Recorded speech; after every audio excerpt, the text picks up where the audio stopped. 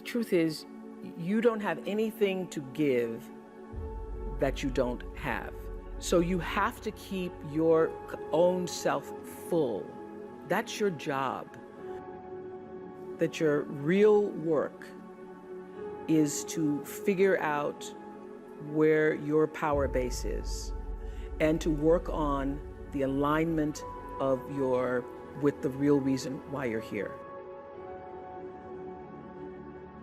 That's the number one thing you have to do, is to work on yourself and to fill yourself up and keep your cup full. Keep yourself full. I consider it a compliment that I am full of myself, because only when you're full, I'm full, I'm overflowing, my cup runneth over. I have so much to offer and so much to give. And I am not afraid of honoring myself. You know, it's miraculous when you think about it.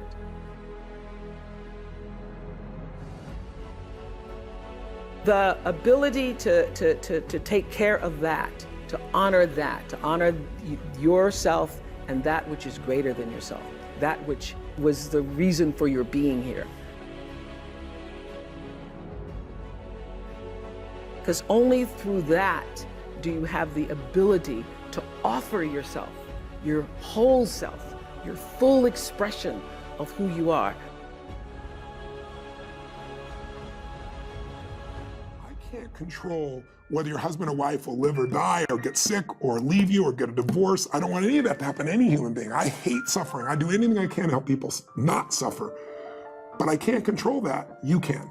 There are people who have lost their arms, lost their sight. There have been people that have been through the most horrific experiences in life, and they found a way to still be happy because they've made the decision that life is too short to suffer. I've interviewed dozens and hundreds over the years, but dozens that have impacted my soul, that made me realize I can change this. I've just gotten used to it. I've bought into the theory that this survival software that's constantly running and making you suffer, that's normal. No, that's what the mind will do. And mind has been around forever.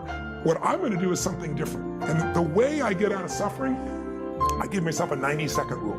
It's really simple. I say, look, if I feel myself starting to feel that stress, feeling that pissed offness or upsetness or concern or worry about my kid, whatever, I realize that's not gonna make it better. Life's too short to suffer. And then I just kind of breathe slowly, slow everything down, and I just watch the thought go by and go, look at that crazy thought. Because everybody's had crazy thoughts. Everybody's had a thought, I'm gonna kill that son of a bitch, right? And then you don't kill them because you don't believe that thought. It's the thoughts that are stressful that you believe that mess you up. When you question them, you break the pattern. As Ernest Hemingway noted, the world breaks everyone, and afterward, many are stronger in the broken places. But my question is, why isn't everyone? To me, it comes down to the strategies that you use. There really isn't anything objectively good or bad. There isn't anything that happens to you that can't be overcome. There isn't anything that could happen to you, anything that when you turn inward, you can't find a reason to overcome. You can't find a way to put those pieces back together, and that becomes your job. It becomes literally up to you whether you're going to sit and wallow and woe is me, because what happened, happened, and there's no way to take it back. But how you respond, what you bring to that table, whether you meet fire with fire, whether you meet that adversity with falling apart, becoming weaker in the areas that broke, or you bind them and mend them, and it becomes like a weld that literally makes you stronger, is a choice. And it's a choice only you get to make. But as Stephen Hawking said, when you complain, nobody wants to help you. There are many things in your life that you have every reason to complain about. You have every reason to be upset by the things that have happened to you. The most sinister thing about excuses is they're valid. There's a million reasons why you should be able to give up. There's a million reasons why you shouldn't need to try. That thing that broke you, you should be allowed to just sit on the ground. And here's the thing, that's your right. You have every reason to do it. And maybe people won't even think less of you. But here's the truth. You either become weaker or stronger in the places that broke, and that's a choice of how you react moving forward. The great news is, the best thing that you could do to become stronger is love yourself.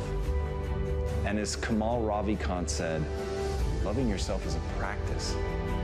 People think that it's something that's gonna feel right, that it's gonna feel natural, that you're just gonna turn inward and there it is, this spark of love and joy for yourself, inside yourself. But the truth is, that's just not the human experience. That's not the way that it works. There's gonna be a voice inside your head and it's going to blame you. It's gonna say that it's your fault. And no matter how many times people on the outside tell you that that is not true, that this thing happened to you, that it isn't you, it doesn't define you, there will be a voice that's going to tell you that it does. And that's where you have to fall back on process. That's where you have to realize that you literally have to practice loving yourself and that it's okay, that no matter what happened, there is absolutely nothing that invalidates that you're worthy of your own love. But you've got to practice it. You've got to be willing to do it. You've got to be willing to put in the reps. You've got to know that it's not going to feel right, but you've got to know on the other side of that is a vision of your life where you actually do love yourself.